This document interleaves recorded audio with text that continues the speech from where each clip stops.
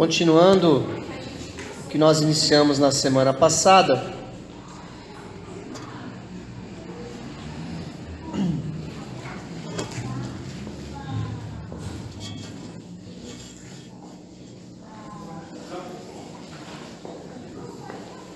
aconteceu?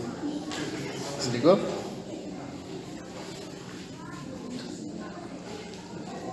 Certo. Acho que... Amém. Continuando o que a gente começou na semana passada, a importância de nós alinharmos a nossa vida a algumas questões básicas para evitar danos desnecessários. Para você ter um cristianismo mais consolidado, mais autêntico, com mais frutos, existem alguns princípios básicos que a gente começou a falar na semana passada. Claro que nunca, nenhuma aula, nenhuma ministração, ela vai extinguir o assunto, mas é apenas um início, uma pincelada de algo importante. Então, desse alinhamento tão fundamental que é o seu tempo sozinho com Deus.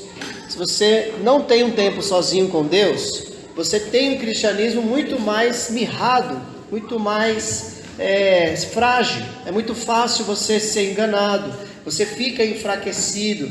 No começo da nossa fé, quando você vai para a igreja, vai para a célula, aquilo já te basta. Você já fica motivado, aquilo já te alimenta pela semana toda no começo da fé. Porque é uma coisa nova que você está vivendo, seu coração está aberto, você está recebendo, né? É muito diferente no começo. Mas aí vai passando o tempo, você vai se acostumando, e se você não cria um hábito de ter um tempo sozinho com Deus diariamente, você vai ficando frustrado, vai ficando desanimado, e aí parece que a igreja já não te abençoa mais, o pastor já não prega mais como pregava antes, a célula já não tem mais graça, as coisas já não são as mesmas, porque você espera receber de uma fonte que não tem capacidade de te nutrir por toda uma semana. Lembra disso? Então o que acontece? O teu tempo sozinho com Deus é Ele quem vai realmente te manter firme, porque com Ele Deus vai te diariamente. Então isso precisa se tornar um hábito na sua vida, e tudo que nós fazemos com Deus, nós temos que ter o cuidado. Citei alguns versículos onde eles faziam as coisas a fim de receber algo. Então eles oravam a fim de serem vistos pelas pessoas, eles jejuavam a fim de receber algo, receber glória das pessoas. Então tudo que nós fazemos tem que ser no segredo, no secreto, que fazemos para Deus e fazemos para as pessoas, porque a Bíblia fala que quando a gente faz em secreto, o nosso Deus nos recompensará. Então esse é um alinhamento importante. Primeiro, não espere receber da igreja e da célula o seu alimento diário, porque você não vai conseguir, isso não é suficiente. E não faça as coisas para as pessoas verem, porque você vai receber o galardão aqui na terra e não lá no céu. O galardão da terra acaba, o galardão do céu é eterno. Outra coisa importante, e tem que ser diário. Então a importância disso, esse alinhamento. Eu falei do maná, que quando Deus mandou o maná no deserto, Ele não permitia que eles guardassem maná para o dia seguinte. Todos os dias eles tinham que colher o maná, se guardasse no dia seguinte amanhecia podre.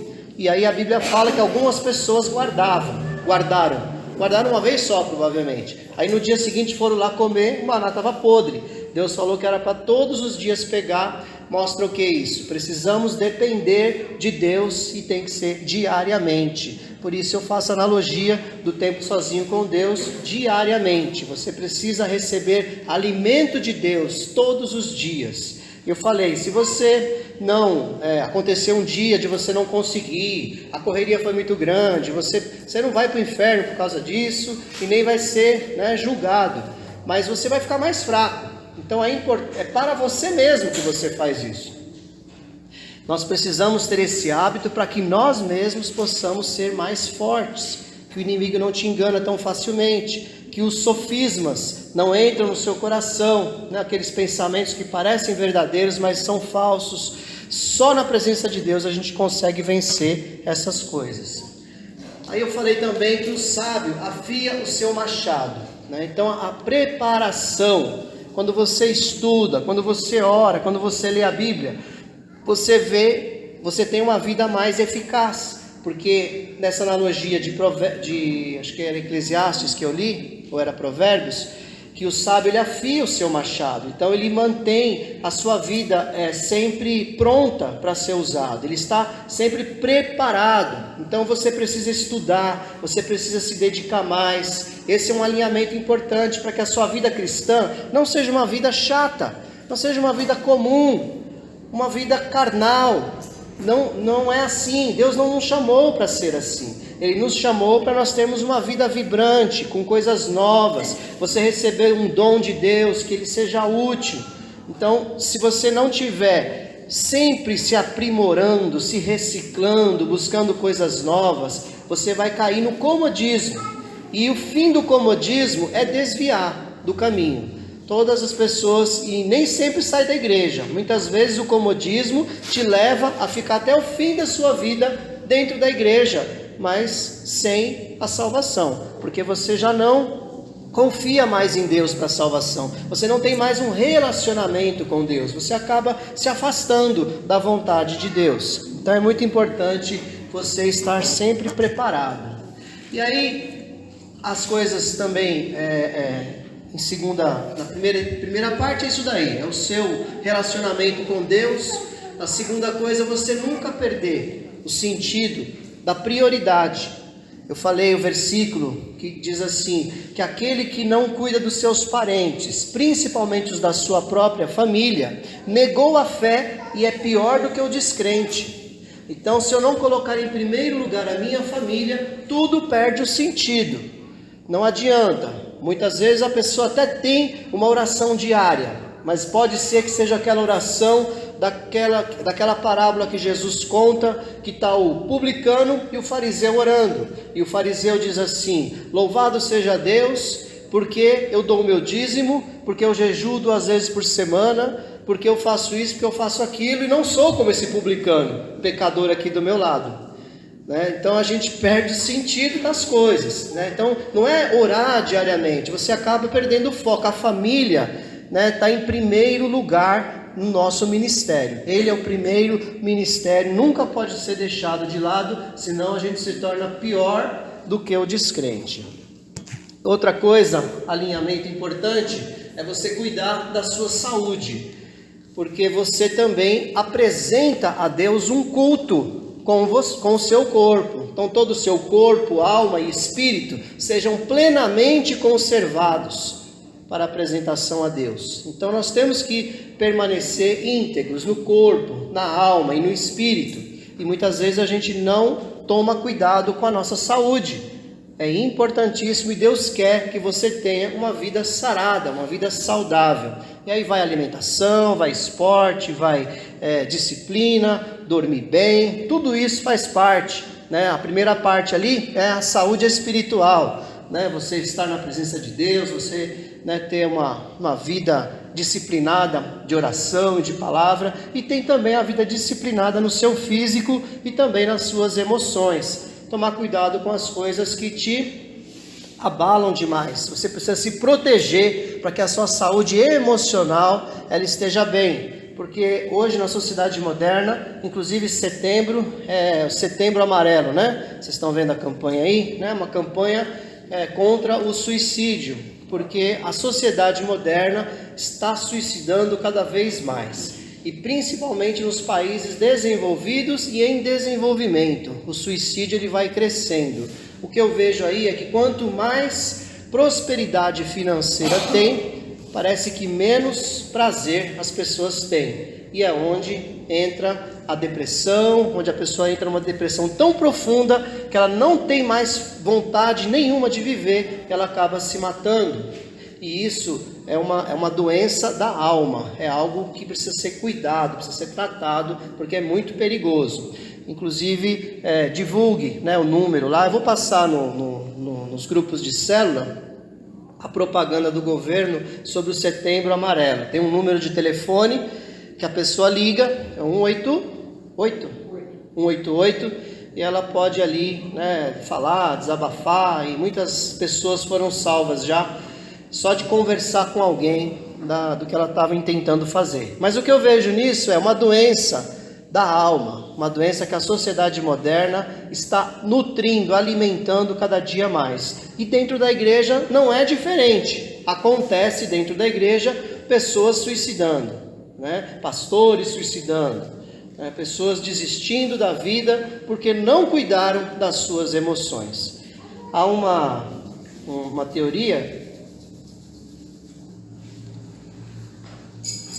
de que pastor é super crente, de que pastora, líder, ele é super crente, então ele aguenta tudo, então pode massacrar, pode falar o que você pensar, né? E não é bem assim. Todas as pessoas têm emoções, então se nós não cuidarmos das nossas emoções e não tomarmos cuidado com as emoções das pessoas, nós vamos estar pecando também. Então esse é um alinhamento fundamental também.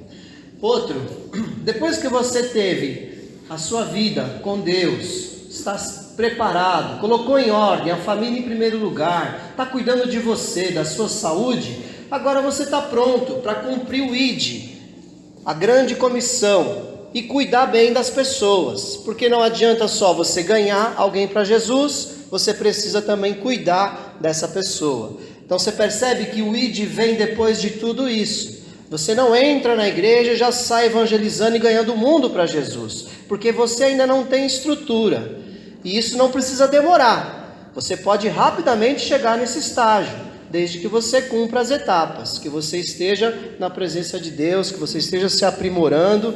Pronto, ninguém nunca está, mas você já está no processo de aprimoramento. Então agora você pode cumprir o ide por todo mundo e fazer discípulos, ensinando-os a guardar todas as coisas que eu vos tenho ensinado, e eu estarei convosco até a consumação dos séculos. Então Jesus, ele nos dá essa ordem, né? Essa é a chamada grande comissão: ide e pregai o evangelho, ide e fazei discípulos. O ensinando aqui é o cuidar bem. Quando você ganha a pessoa para Jesus, ela recebe a salvação. A partir daí, agora ela precisa ser cuidada. Então a igreja tem esse trabalho de quarta-feira para você aprender a palavra de Deus. Tem a pregação no domingo para você aprender a palavra de Deus. Tem a pregação na quinta na célula e a comunhão para você aprender a convivência, a palavra de Deus. E individualmente também, nós como cristãos temos que ter cuidado um dos outros que vêm para a igreja, para que a pessoa se firme e não se desvie do caminho do Senhor.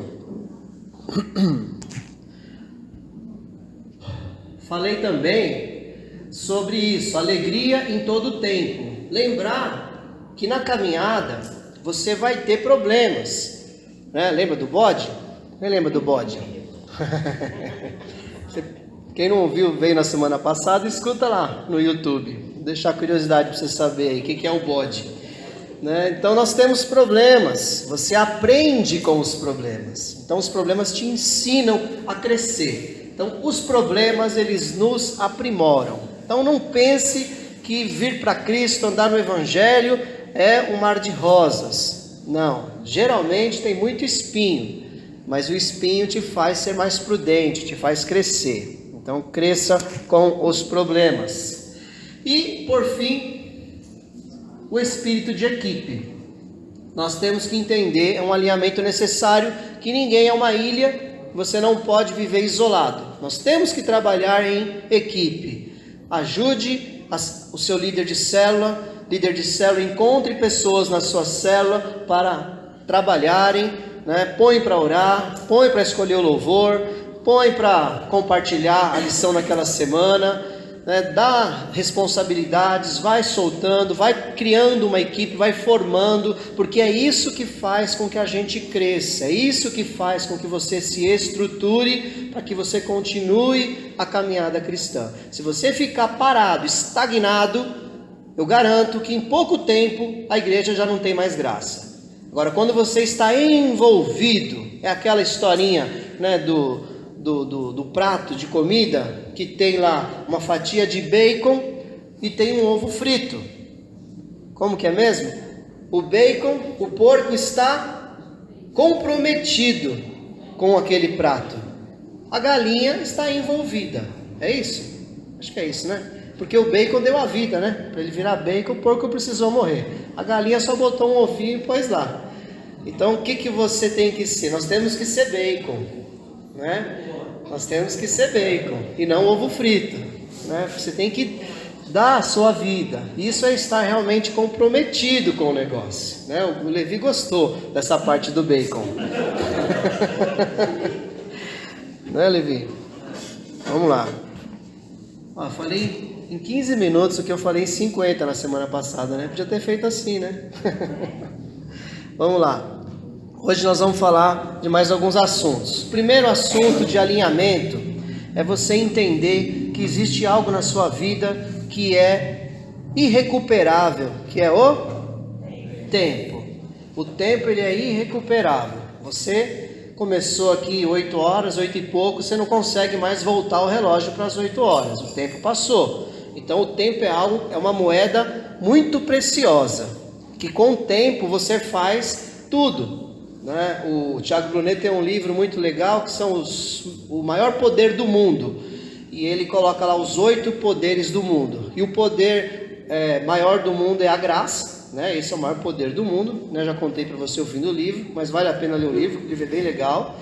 Mas ele coloca aqui um poder do tempo, é um poder, é uma moeda de troca, que com ele você compra todas as outras coisas. Com o tempo, você compra até a espiritualidade. Como? Tempo sozinho com Deus. Se você tem uma vida ali com Deus, você dedica tempo, você fica mais forte, mais cheio do poder de Deus. Se você quer ser uma pessoa bem sucedida na escola, na faculdade, no trabalho, você precisa estudar. E para isso você precisa de tempo. Então você vai gastar tempo estudando. Então o tempo é uma moeda valiosíssima e que muitas vezes a gente desperdiça essa moeda, joga fora com tanta coisa boba. Então o que a Bíblia fala a respeito disso? Ela fala isso: tenham cuidado com a maneira como vocês vivem, que não seja como insensatos, mas como sábios, aproveitando ao máximo cada oportunidade. Aí na Almeida Revista e Corrigida tem a palavra remindo o tempo, quando fala aproveitando cada oportunidade, porque os dias são maus. Então na NVI ficou aproveitando ao máximo cada oportunidade, e na Almeida Revista e Corrigida fala remindo o tempo, porquanto os dias são maus. Então remir o tempo, aproveitar cada oportunidade, porque o tempo vai passar. A oportunidade que você tem, ela não volta mais. A gente tem sempre falado para as crianças lá do Salva, quase toda semana a gente tem ensinado eles a respeito de oportunidade, que a oportunidade está passando na vida deles. Se ele deixar passar as oportunidades, porque a gente percebe, né, as pessoas muitas vezes de uma classe social mais baixa, parece que elas perderam até a esperança de alcançar alguma coisa. E aí ela perde muitas oportunidades, muitas vezes passa na frente dela alguma boa oportunidade, ela não pega. Eu lembro que meu primeiro emprego decente, né, foi na CET, e foi uma oportunidade que eu abracei. A minha vizinha falou assim: por que você não vai lá na Assembleia Legislativa de São Paulo e vai lá no escritório do Ricardo Izar, né? Nem sei se ele é campo político ainda até hoje, do Ricardo Izar, e pede uma carta de recomendação para ele, para você trabalhar na CET. Eu falei, eu vou. Tinha 15 anos. Aí fui. Cheguei lá, bati na porta, a secretária me atendeu, pois não. Eu falei, meu nome é Marcelo, meu pai morreu, eu preciso trabalhar, e eu queria que o Ricardo Izar me desse uma carta de recomendação para eu trabalhar na CET. Ela olhou para mim, deu uma risadinha assim, né? Eu tinha cara de criança, com 15, se hoje ainda tem um pouco, com 15 anos, você imagina, né? Eu deixo a barba para dar uma enganada, né? Aí ela deu uma risadinha, foi lá dentro, aí ele saiu, olhou assim, olhou de cima e embaixo para mim, falou assim, olha, eu não costumo fazer isso não, mas eu vou fazer. Aí fez uma carta de recomendação. Aí nem lembro o que estava escrito na carta. Eu peguei a carta, saí todo feliz já, né? Nem era crente, mas já saí cheio de fé. Aí fui lá na CET, no RH, coloquei a carta no balcão assim, com aquele poder, né? Falei, ó, tá aqui, ó. Onde que eu vou trabalhar? Né? Aí ela olhou assim, não é assim. Como assim, né? Ela ficou indignada, a menina do RH lá, né? Aí eu falei, não, o Ricardo Izar disse que é para arrumar um emprego para mim aqui, né? Aí ela, ó, preencha essa ficha aqui. Aí preenchi uma ficha, irmãos, gigante. Aí tinha até uma pergunta lá assim, você evacua diariamente? Aí eu falei para ela, ô moça, o que é evacua? Você faz cocô todo dia? Ou por que você quer saber isso? Aí respondi tudo aquilo, ela falou, vai para casa, aí se tiver alguma coisa a gente te liga. Aí passou 3 dias, não ligou. Eu fui lá de novo, falei, ô moça, cadê meu emprego? Né? Ela falou, mas não é assim. Eu falei, não, mas o Ricardo Izar disse que eu tenho que trabalhar aqui. Aí não sei o que aconteceu, acho que ela achou, esse cara aí deve ser padrinho, deve ser afilhado do deputado aí, né? Aí eu sei que no dia seguinte eles me chamaram lá e eu fui trabalhar na gráfica lá. E trabalhei 3 anos e meio, paguei meu colegial técnico, fiz a minha profissão e estou até hoje na informática. Então aproveitei uma oportunidade. Agora se eu fosse ficar naquela, é muito longe, não vou conseguir, não sei o que, eu ia desperdiçar a oportunidade, né? Eu acho que nem a minha vizinha imaginou que isso ia acontecer. Talvez ela, nem sei o que ela pensou, porque é uma coisa muito difícil de acontecer. Mas eu peguei a oportunidade. A oportunidade é assim, ela aparece na sua vida e às vezes é uma vez só. Então você tem que pegar e abraçar. Agora, se você desperdiça o tempo, as oportunidades com coisas fúteis, você perde a oportunidade, né? Fui bem redundante agora. O Zuckerberg, né, do Facebook, né? O que ele fez? Ele não inventou nada. Não foi ele que criou o Facebook. Ele viu que os gêmeos lá, né? Quem viu o filme ou sabe da história, tiveram uma ideia boa e chamaram ele para desenvolver, porque ele era programador e eles não. Ele pegou e fez o dele. Ele aproveitou uma ideia. Mas ele copiou? Tonto dos outros que não fizeram. Ele foi lá e fez. Acabou. Eu não acho que ele errou não nisso. Então, se você quer que ninguém copie, faça então um acordo de confidencialidade, sei lá, alguma coisa assim. Mas eles não tiveram nenhum contrato com ele sequer. Foi verbal, a gente quer fazer isso aqui. E eles nem imaginavam que aquilo ia se tornar o que se tornou. O cara é bilionário, porque aproveitou uma oportunidade, amém? Então, o tempo, remindo o tempo, porque os dias são maus. Então, cada dia que passa está mais difícil, a concorrência está maior, o inimigo sabe, diz a palavra do Senhor, que ele sabe que o tempo dele é curto, está acabando o tempo dele.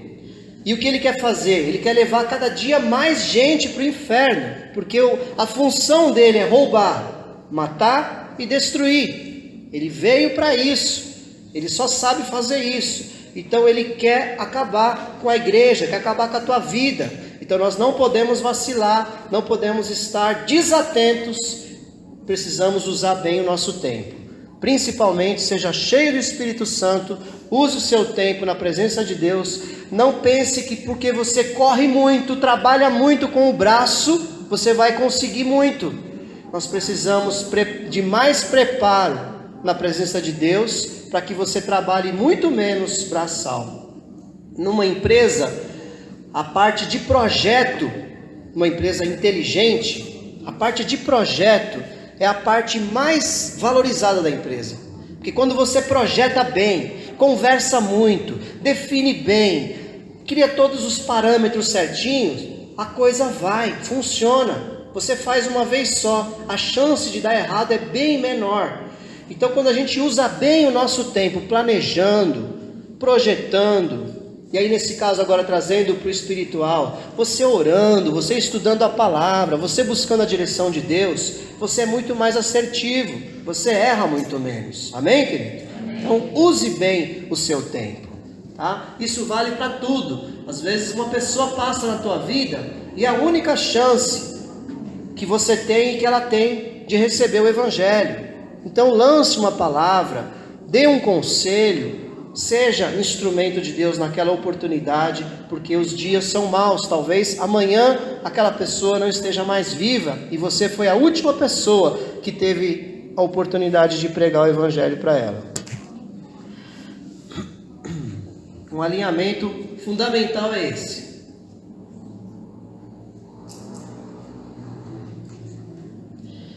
Pureza. O evangelho moderno, principalmente o neopentecostal, ele ficou muito bagunçado, irmãos. A coisa está muito bagunçada. É graça, vivemos na graça. Vou te falar um pouquinho de graça. Lei e graça. A graça é favor de Deus, amém? Todo mundo entende isso? Quando você é salvo por quê? Pela graça. Foi um favor que o Senhor fez por nós. Quando você entende o evangelho de verdade, você entende o que Jesus fez por você, você passa a ser um obediente ao Pai, você passa a ter pureza, porque isso agrada ao Pai, porque você o ama. Você faz porque Ele te amou primeiro e você o ama. Em gratidão você faz isso. Em gratidão. Isso é um sinal de alguém que realmente recebeu o amor de Deus. Você não faz por pagamento, nem por medo, nem por obrigação. Você faz simplesmente por amor, porque você deseja agradar ao Pai. Então isso é o resultado da graça salvadora na tua vida. Agora, lembra da parábola do filho pródigo? Teve o filho pródigo que era o filho mais novo. Ele quis a herança dele para gastar e foi embora. E foi gastar com as prostitutas, foi viver a vida dissolutamente, como diz a palavra, até que acabou tudo. E ele lembrou do pai e ele pensou, vou voltar para a casa do meu pai, porque lá até os empregados comem melhor do que eu. E você é apenas um empregado do meu pai. Você percebe aqui um detalhe. Ele se arrependeu do que ele fez, mas de verdade ele ainda não compreendia o amor do pai dele. Porque ele queria voltar para a casa do pai para ser um empregado. Ele não queria receber a condição de filho. Porque ele achava que ele tinha que ser digno para ser filho. É um entendimento errado. Você achar que você vem para Cristo e você tem que ser digno, merecedor de alguma coisa. Quando a gente pensa dessa forma, você acaba fazendo as coisas por medo ou por obrigação e não por amor. Agora lembre-se do filho mais velho que ficou em casa. Ele falou assim: eu não vou participar dessa festa. Esse aí foi embora e gastou tudo. E agora ele volta. E o Senhor, meu pai, faz uma festa para ele. Eu tenho trabalhado, presta atenção nesse detalhe. Eu tenho trabalhado para o Senhor todos esses anos. E o Senhor não me deu nem um cabrito. E agora chegou esse aí, ó. E o Senhor mata o bezerro cevado, que era o boi que estava preparado para uma ocasião muito especial. Preste atenção no que esse garoto, desse filho mais velho, fala: tenho trabalhado para ti todos esses anos e o Senhor não me dá nem um cabrito. Qual é a motivação dele para trabalhar para o pai? Receber, né? Ele não entendia. E o pai fala o que para ele? Meu filho, todas as minhas coisas são suas. Ele não entendeu o que realmente o pai esperava do relacionamento. Nenhum dos dois entenderam. Os dois estavam errados no relacionamento. Um queria voltar porque estava ruim a situação, então deixa eu voltar lá, você é só um empregado.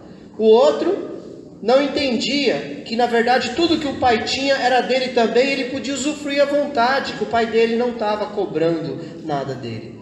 Então a graça, quando você entende a graça, você é tão agradecido ao pai por isso, que você faz isso aí, você se torna puro, porque você quer ter um relacionamento mais íntimo com o pai. porque o Pai é santo e Ele não se mistura com o pecado. Você quer estar próximo dele. Então a Bíblia diz: bem-aventurados os puros de coração, pois verão a Deus. Você entende que deixar o seu coração puro não é uma obrigação, porque você está no hall de membros de uma igreja, ou porque senão Deus vai te castigar. Você entende que isso é uma gratidão que você faz ao Pai, porque Ele te amou de forma tão grande, que você não consegue fazer outra coisa a não ser corresponder esse amor, fazendo aquilo que agrada ao Pai. Entendeu? A graça do Senhor. O coração puro, né? Então, coração puro também diz assim: acima de tudo, guarde o seu coração, pois dele depende toda a sua vida. Então, aquilo que a gente coloca dentro do nosso coração, primeira coisa, quando é impureza, te separa da comunhão com o Pai. O Pai, Ele se entristece. A Bíblia fala assim: não extingam o Espírito Santo, não entristeçam o Espírito Santo. Então, o Espírito Santo, ele se entristece quando a gente se contamina. Então, quando a gente entende esse amor, e a gente agora passa a ter uma vida mais regrada, você passa a se dedicar mais às coisas celestiais, aos valores do reino de Deus, você passa a ter uma vida mais consistente, e isso faz com que o seu Pai se agrade de ti, e você agora produz um fruto diferente. Automaticamente, a sua boca vai falar do que o seu coração está cheio, como diz a palavra de Deus. Então, se o teu coração está guardado, está puro, da sua boca vai sair pureza. Se o teu coração está contaminado, da tua boca vai sair contaminação. Então isso agrada ao Pai, você ter um coração puro. Então um alinhamento necessário e importante. Como eu falei, as igrejas neopentecostais, elas banalizaram a graça. Inclusive dizem que Deus é obrigado a fazer as coisas para você. Eles falam exatamente essa frase: coloque Deus na parede, Deus é obrigado a te atender, porque você cumpriu aquilo que Ele disse. Você não deu dízimo? Então Deus é obrigado a te abençoar financeiramente. Você não fez a campanha tal? Então agora Deus é obrigado a te abençoar. Eu não encontro isso na Bíblia, não tem base para isso. Mas a sua vida pode ser como você quiser nas igrejas neopentecostais. Consiga a tua vida, porque a graça é que vale. Não estamos mais no tempo da lei, então não tem mais esse negócio de não pode isso, não pode aquilo. É um grande equívoco isso daí, porque na verdade Deus espera dos seus filhos que eles vençam o pecado. Todo aquele que é nascido de Deus vence o mundo. Se nós, aquele que diz que está em Cristo deve andar como Ele andou, né? É assim? Aquele que diz que está em Cristo deve andar como Ele andou. Então é resultado, é fruto de uma condição espiritual o que eu faço na minha vida material aqui na terra. Então, se eu estou em Cristo, eu ando como Cristo andou. Se eu tenho Cristo na minha vida, eu venço o mundo, eu venço o pecado. Então, isso começa através de você proteger o seu coração. Mente pura. Finalmente, irmãos, tudo o que for verdadeiro, tudo que for nobre, tudo que for correto, tudo que for puro, tudo que for amável, tudo que for de boa fama, se houver algo de excelente ou digno de louvor, pensem nessas coisas. Há uma grande contaminação na nossa vida diária. Você precisa proteger a sua mente, proteger o seu coração. Os olhos, diz a Bíblia, são as janelas da alma. Então aquilo que entra pelo seu olho, ele vai direto para a sua alma. Então você precisa se proteger. Você pode pensar assim: isso não me afeta, isso não me faz mal. Faz mal. Preste bem atenção. Será mesmo que Jesus está sentado do seu lado naquele momento que você está vivendo? aquilo realmente é puro, é verdadeiro, realmente é de boa fama? Será que realmente tem algum louvor? Será que aquilo é amável? Tem algo de excelente naquilo que você está fazendo? Então, se tiver, pense nisso. Se não, você descarta. Aqui a gente generaliza e deixa com que cada um avalie aquilo que está deixando entrar na sua mente, porque vai descer para o coração, vai contaminar o coração e vai sair pela boca, se não tiver dentro dessas condições aí. Tome muito cuidado, muito cuidado. O puritanismo precisava voltar. De verdade, a igreja está muito contaminada com o mundanismo.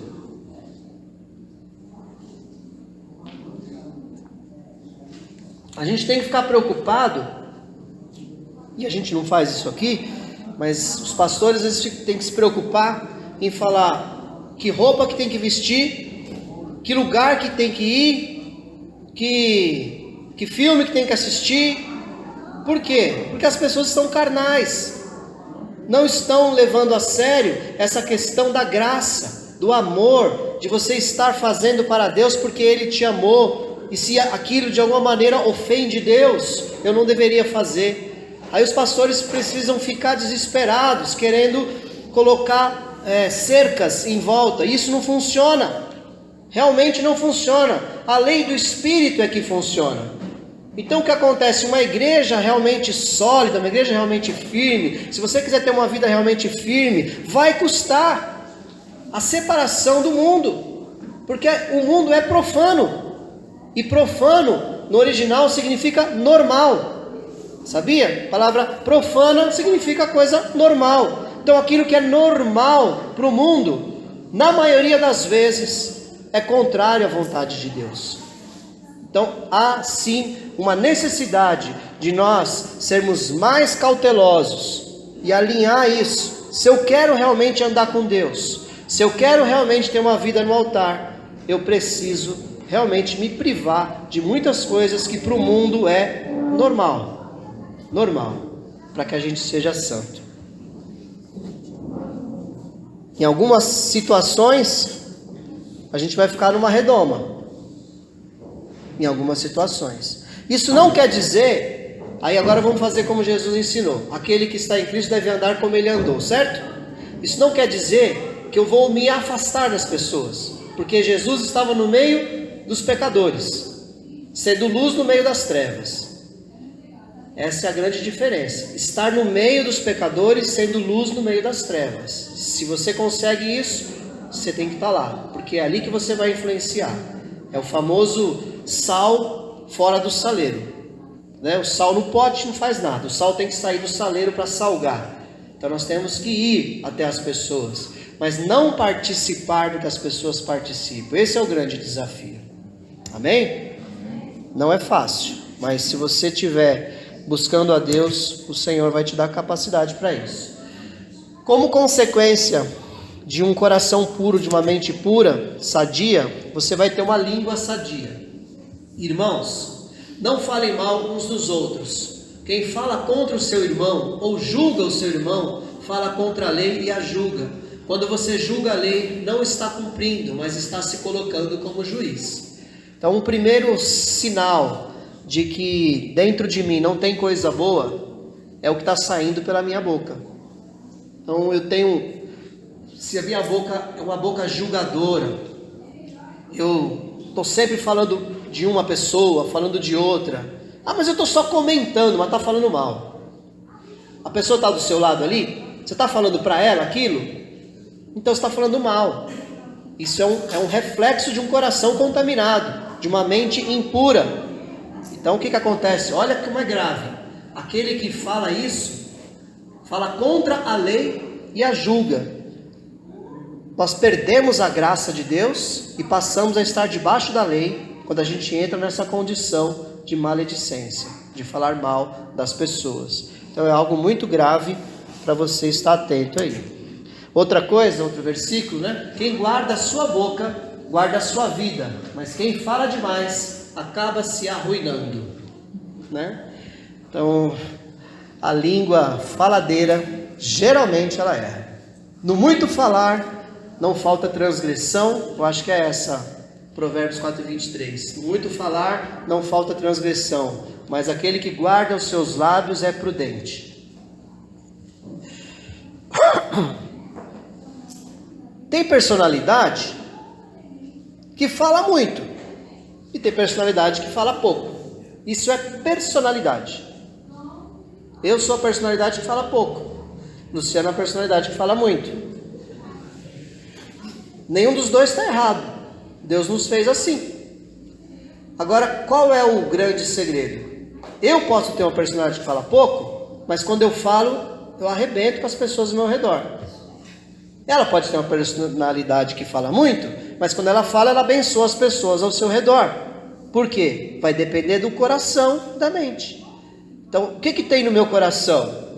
Coisa boa? Então, vou falar coisa boa. Se tem coisa ruim, vou falar coisa ruim. Então, não tente controlar a sua língua, mulheres. Não tem jeito. É impossível controlar a sua língua. Controle o seu coração. Encha ele de coisa boa. Encha a sua mente de coisa boa. E aí você vai ser uma metralhadora de bênção. Oh, aleluia. Você vai sair metralhando a bênção do Senhor ao seu redor. Porque quem guarda a sua boca, guarda a sua vida. Quem fala demais, no sentido de falar errado. Mas se você fala, a língua, lá em Tiago, fala assim, que a língua é um pequeno membro. E que é, como que é mesmo? Me ajuda aí, dicionário bíblico, Luciano. É um pequeno membro que não se pode controlar, né? Ele bota fogo numa... Está inflamado no inferno. Tiago fala que a língua é incontrolável, né? Na nova tradução do Marcelo Álvares. A língua é um membro incontrolável. Então como que faz? Deus nos revelou há anos atrás. Como que faz? Enche o teu coração de coisa boa, para que a sua língua seja um instrumento de Deus, né, na sua vida. Amém?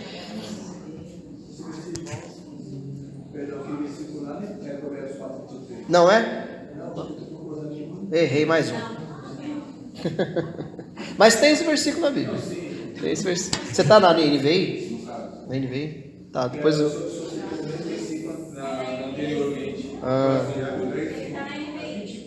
Oi? Esse é o 24?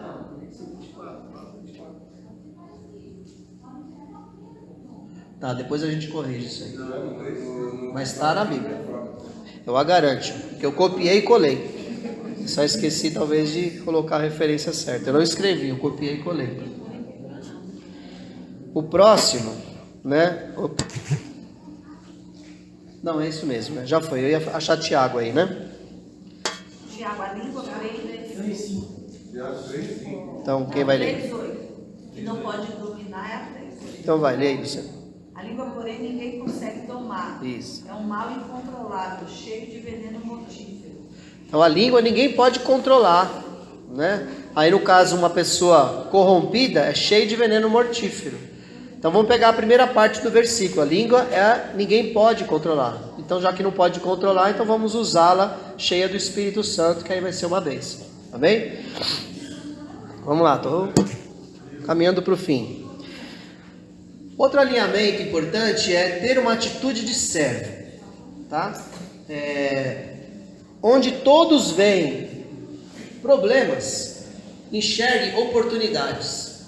Você usa a própria situação que você está vivendo ali, problemática, como uma oportunidade. Então, eu estou considerando que a gente já entendeu do começo até aqui, que a gente já está buscando o Senhor, está cheio do Espírito Santo, está cumprindo o ID, está cuidando da mente, cuidando do coração. Agora a gente está pronto, nós estamos um instrumento já para ser usado por Deus. Nós estamos diante de situações, de problemas. E agora olha só uma pessoa nessa condição que ele fez, com uma atitude de servo. Vamos ler? Todos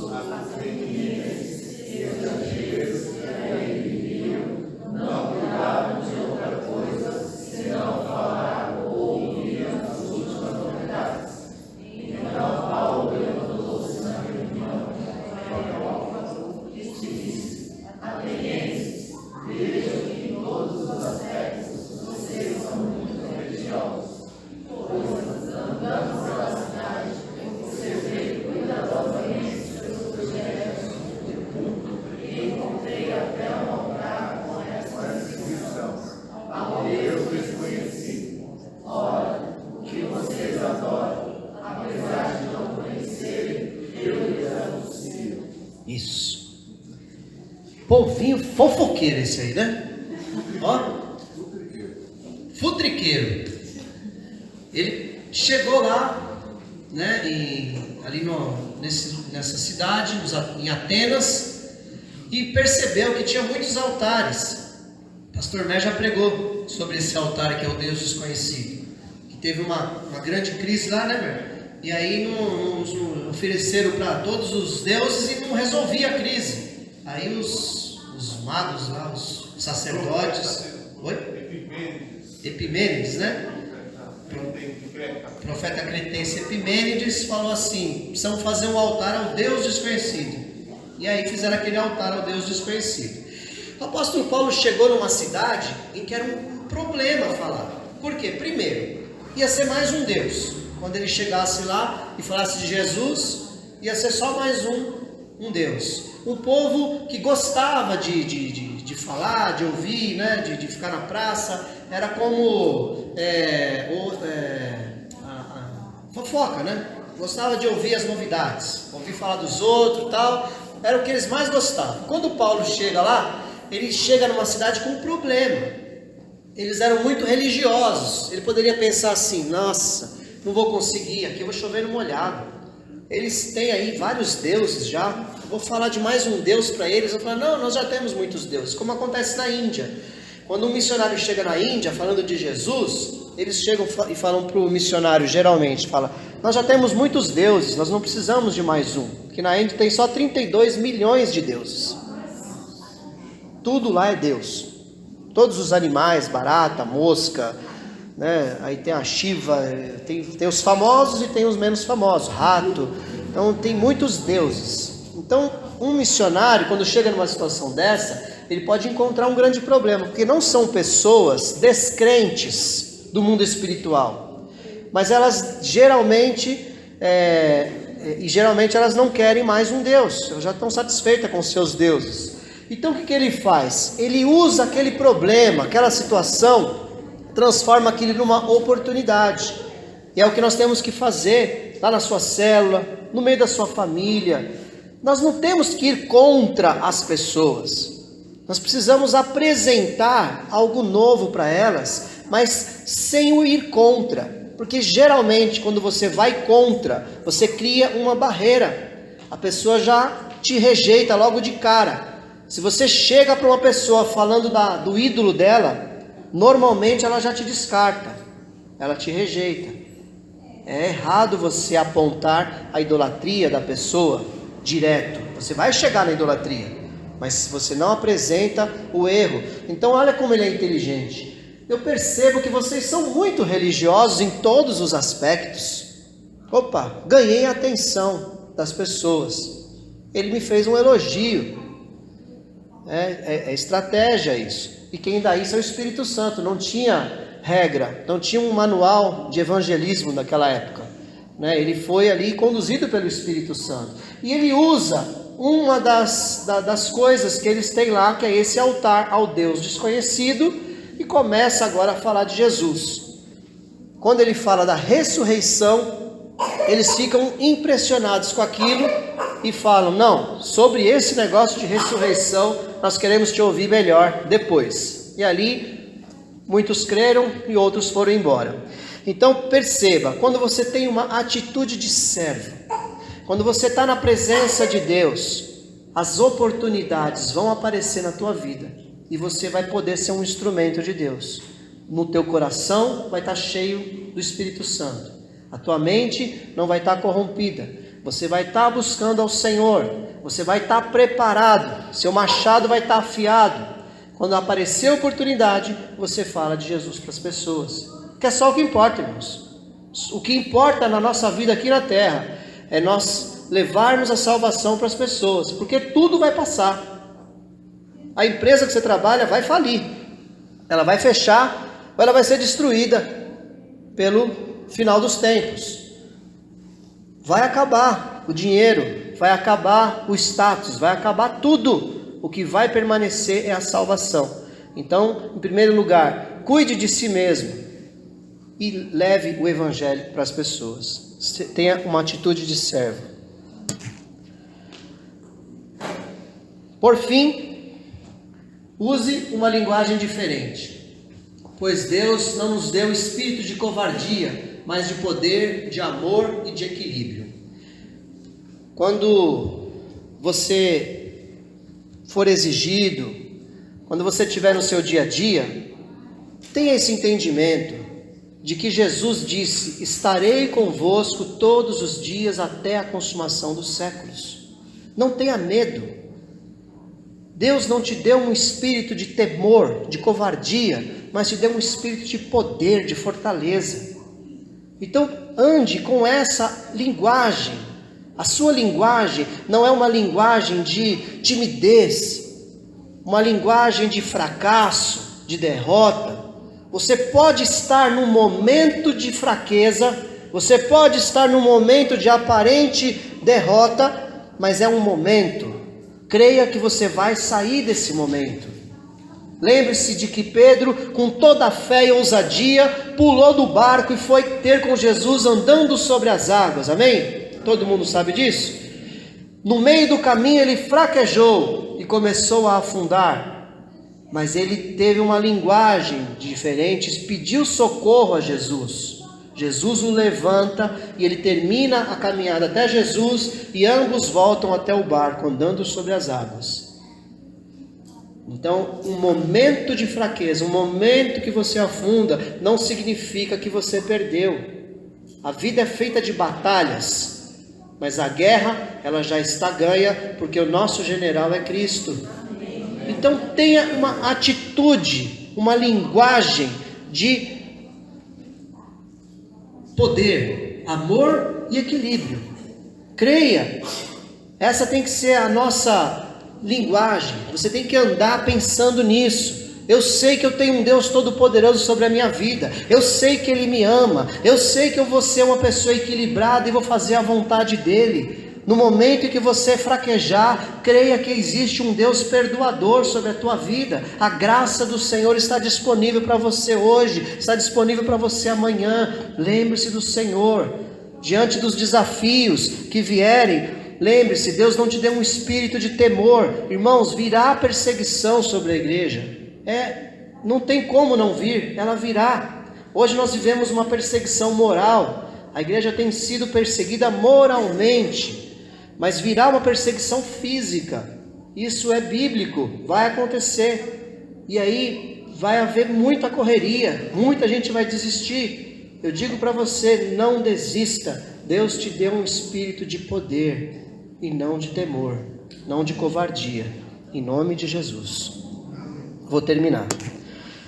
Em resumo, me preparo diariamente. Não me esqueço das prioridades. Cumpro o ID e cuido bem das pessoas. Aprendo com as lutas e trabalho sempre em equipe. Essa foi a primeira aula. Hoje, administro bem o meu tempo. Mantenho a pureza no que recebo e no que falo. Não paro por causa dos problemas. E por fim, vivo uma linguagem diferente, a linguagem da fé. Amém? Se nós mantivermos esses alinhamentos na nossa vida, pode ter certeza que você vai ter uma vida muito mais frutífera e vibrante na presença do Senhor. Amém? Dúvidas? Comentários?